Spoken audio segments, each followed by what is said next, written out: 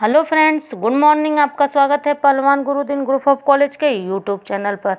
मैं प्रोफेसर रंजना श्रीवास्तव पहलवान गुरुदिन महिला महाविद्यालय से एक बार फिर उपस्थित हुई हूँ समाजशास्त्र का नया टॉपिक लेकर।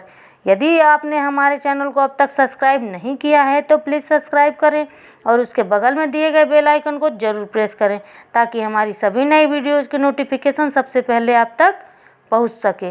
चलिए दोस्तों, चलते हैं आज के टॉपिक पर। आज हम लोग बीए प्रथम और सेकंड पेपर भारत में समाज, जिसका टॉपिक है ग्रामीण समाज का अर्थ, परिभाषा और विशेषताएं, उसके विषय में चर्चा करेंगे। ग्रामीण सामाजिक संरचना का अर्थ, जिसमें विवाह, परिवार, वंश, गोत्र, नातेदारी, जाति, धर्म, राजनीतिक और आर्थिक समूह तथा वर्ग शामिल है।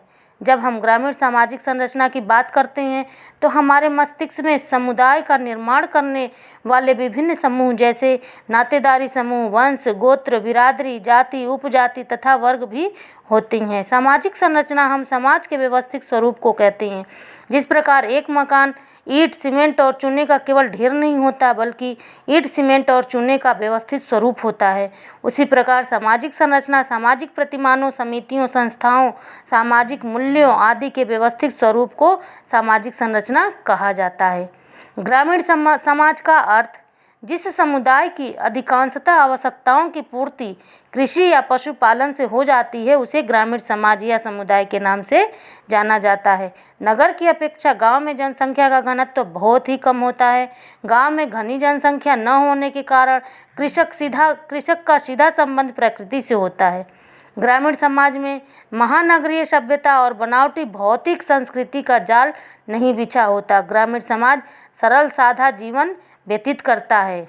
ग्रामीण समुदाय या ग्रामीण समाज की परिभाषा, इस मिथ के मुताबिक कृषक और ग्रामीण समाज प्रायः पर्यायवाची शब्द हैं।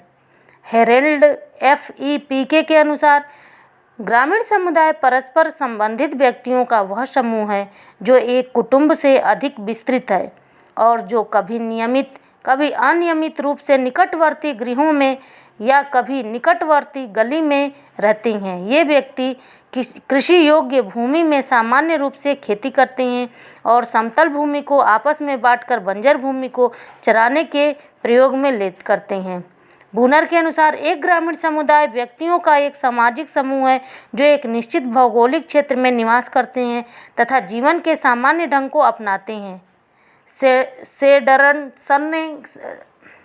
सेंडरसन के अनुसार एक ग्रामीण समुदाय में स्थानीय क्षेत्रों के लोगों की सामाजिक अंतःक्रिया तथा उसकी संस्थाएं सम्मिलित हैं, जिनमें वह सामान्य क्रियाओं के केंद्र खेतों के चारों ओर बिखरी झोपड़ियों या ग्रामों में रहता है।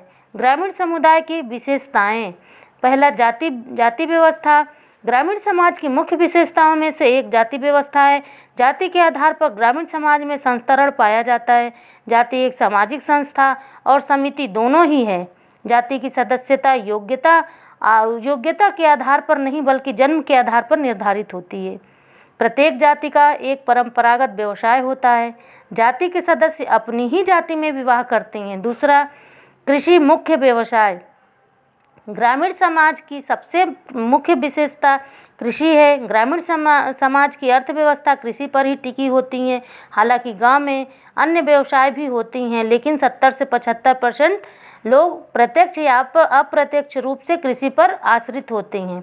तीसरा, संयुक्त परिवार का होना। ग्रामीण समाज में संयुक्त परिवारों की प्रधानता पाई जाती है। यहाँ एकल परिवारों का अभाव होता है। ग्रामीण समुदाय में ऐसी परिवार पाए जाते हैं जिनमें 3 या अधिक पीढ़ियों के सदस्य एक साथ एक स्थान पर रहते हैं। इनका भोजन, संपत्ति और पूजा पाठ साथ साथ होता है। ऐसे परिवारों का संचालन परिवार के सबसे बड़े व्यक्ति द्वारा होता है। चौथा, जनसंख्या का कम घनत्व। गांव में नगर की तुलना में जनसंख्या का घनत्व बहुत ही कम होता है। पांचवा, प्रकृति के समीप। ग्रामीण समाज का कृषि मुख्य व्यवसाय होने के कारण ग्रामीण समाज प्रकृति के समीप होता है। छठवां, भाग्यवादिता। भारतीय गांवों के निवासियों में शिक्षा का अभाव होता है, अतः वह अंधविश्वासी और भाग्यवादी होता है। सातवां, सरल तथा सादा जीवन। भारत के ग्रामवासी सादा जीवन व्यतीत करते हैं। उनके जीवन में कृत्रिमता और आडंबर नहीं है। उनमें ठगी, चतुरता और धोखेबाजी के स्थान पर सच्चाई, ईमानदारी और अपनत्व की भावना अधिक होती है। 8वां, सामाजिक समरूपता। जहाँ नगरों की विशेषता सामाजिक विषमता है, वहीं ग्रामीण समाज की विशेषता सामाजिक समरूपता का होना है। ग्रामीणों के जीवन स्तर में नगरों की भांति जमीन असमान का अंतर नहीं पाया जाता। सभी लोग एक जैसी भाषा, त्यौहार, उत्सव, प्रथाओं और जीवन विधि का प्रयोग करते हैं। उनके सामाजिक, आर्थिक, सांस्कृतिक और राजनैतिक जीवन में अनेक अंतर नहीं पाए जाते हैं। 9वां, जनपद का अधिक महत्व, जनमत का अधिक महत्व। ग्रामवासी जनमत का सम्मान करते हैं और उससे डरते हैं। वे जनमत की शक्ति को चुनौती नहीं देते, वरन उसके सम्मुख झुक जाते हैं। पंच लोग जो कुछ कह देते हैं उसे वे सिरोधार्य मानते हैं। पंच के मुंह से निकला वाक्य ईश्वर के मुंह से निकला वाक्य होता है। जनमत की अवहेलना करने वाले की निंदा की जाती है। 10वां, आत्मनिर्भरता। ग्रामीण समाज में हर क्षेत्र में आत्मनिर्भरता पाई जाती है, चाहे वह आर्थिक हो, सामाजिक हो, सांस्कृतिक हो या राजनैतिक हो।